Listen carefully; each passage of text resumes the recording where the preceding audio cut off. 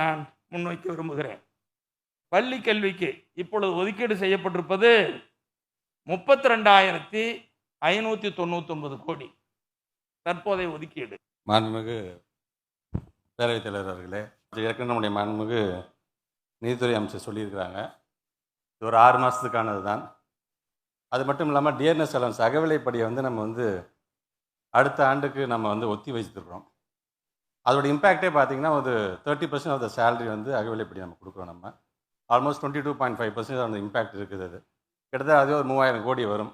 So அதெல்லாம் சேர்த்திங்கனாலும் 35,000 கோடி வரும். அது ஆக இந்த 6 மாதத்துக்கு கழித்து அடுத்த ஆண்டு நீங்கள் பார்க்கும்பொழுது கண்டிப்பாக நம்மளுடைய மாண்பு நிதி அமைச்சரை நாங்கள் சொல்லியிருக்கிறோம். நாங்கள் இன்னும் 2 ஆண்டுகளில் எவ்வளோ நிதி நான் ஒதுக்குறேன்னு பாரு அப்படின்னு கூட அவர் என்கிட்ட ஒரு உறுதிமொழி சொல்லியிருக்காரு. கண்டிப்பாக நம்முடைய மாண்புமிகு முதலமைச்சருடைய வழிகாட்டுதலின்படி அரசு பள்ளிகளுக்கு நிறையா மாடல் ஸ்கூலாக கொண்டு வரணும். ஏன்னா ஸ்டூடெண்ட்ஸ் இன்ஃபீரியராக அது திங்க் பண்ணுறாங்க அப்படிங்கிறாங்க.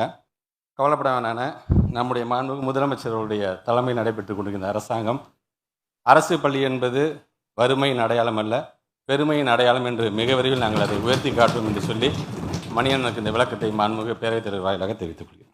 பதிலுரைக்கு மிக்க நன்றி. அதே போல நம்முடைய மருத்துவம் மற்றும் மக்கள் நல்வாழ்வுத்துறை, மக்களை தேடி மருத்துவம்